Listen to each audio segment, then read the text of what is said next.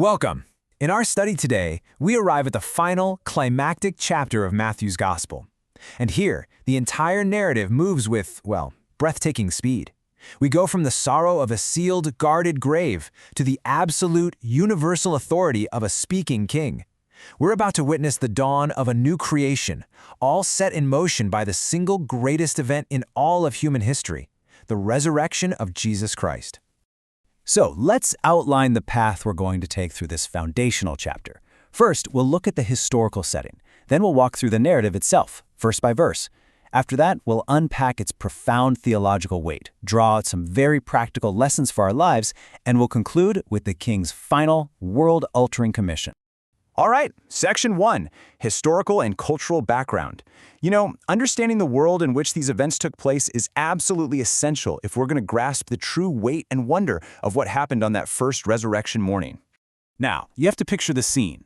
The women's visit at dawn. It was a common and deeply personal act of devotion. They were going to complete the burial rites that had been hurried because of the Sabbath. And these tombs, they were sealed with massive, disc-shaped stones, heavy enough that it took several strong men working together to move one. So when Matthew emphasizes the earthquake and a single angel casually rolling back the stone, it's not just for dramatic effect. The point is this: the tomb was opened by divine power, not so that Christ could get out, but so that witnesses could get in. And on top of that, the tomb was secured with a Roman seal. Now, this was not just a simple lock. It was a visible mark of the authority of the Roman Empire itself. To break that seal without permission was an act of rebellion against Caesar, and it carried the most severe penalties.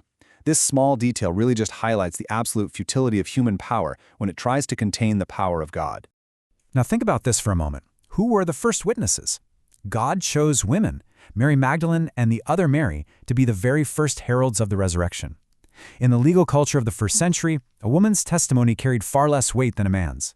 So the fact that all four Gospels are unflinching on this point, well, it lends an immense historical credibility to the account. If you were making up a story, you'd have used prominent men. But God, in His wisdom, not only honored these faithful women, but He also showed that His kingdom operates on principles that are completely different from the world's systems of power and prestige. And finally, the location itself is just charged with theological meaning. The command for the disciples to meet Jesus in Galilee is a very deliberate pivot. It's a move away from Jerusalem, the center of national Israel, the very place of His condemnation, to a mountain in Galilee, which becomes the place of His commissioning. This geographical shift signals a massive programmatic move from a ministry focused primarily on the nation of Israel to a global mission that is aimed at all nations. Section 2. The biblical narrative unfolds. Okay, let's now walk through the verses themselves, chronologically, to see the power and the precision of God's revelation here. So, as the women arrive at the tomb, an angel addresses their fear. But he doesn't do it with some gentle, comforting platitude. He does it with the hinge point of all history. He is not here, He is risen. This is a factual declaration. It's a confirmation of Christ's own prophecy. And notice what immediately follows: an invitation to verify the evidence. Come and see the place where He lay. Our faith is not a blind leap in the dark. It's a reasoned trust in a verifiable historical event. Then, as the women are running to obey, they encounter the risen Lord Himself. And I want you to see this crucial progression. The angel provides a divine report, but Jesus provides a personal relationship. Their awe, their joy, it's immediately channeled into two responses that should mark every single believer: worship at His feet and obedience to His command. Their private encounter immediately fuels their public mission. And this moment brilliantly illustrates the two possible responses to the empty tomb, responses that, frankly, persist to this very day. On one side, you've got the angelic report. It's based on a divine witness, it leads to worship, and it spreads good news. On the other side, you have the purchased rumor. It's based on a bribe, it leads to a cover-up, and it spreads a lie that contradicts itself. I mean, think about it. How could sleeping guards possibly testify to who stole a body? The resurrection forces a choice. You either face the living Christ, or you protect a settled but false position. The scene then shifts to that mountain in Galilee. The 11 disciples see Jesus, and they worship Him. But then Matthew includes this stunningly honest detail: but some doubted. This is a profound mercy for every believer. It shows us that our faith is not grounded in the perfection of our feelings or in the absence of all our questions. No, it is grounded in the objective reality of the risen Christ, who draws near to both the worshiping heart and the wavering one. Section 3, Profound Theological Significance. Now we really come to the heart of our study. This chapter isn't just a historical record, it is dense with doctrines that form the very foundation of our Christian faith. The resurrection is first and foremost an act of divine vindication. It is God the Father's public declaration to the entire universe that Jesus is his righteous Son and that his atoning sacrifice for sin was perfectly sufficient and fully accepted. This is the very bedrock of soteriology, our doctrine of salvation. And right on the heels of this vindication, Jesus makes a staggering Christological claim. He declares, "All authority in heaven and on earth has been given to me." This is the language of a king's coronation, echoing the prophecy back in Daniel chapter 7, where the Son of Man receives an everlasting dominion.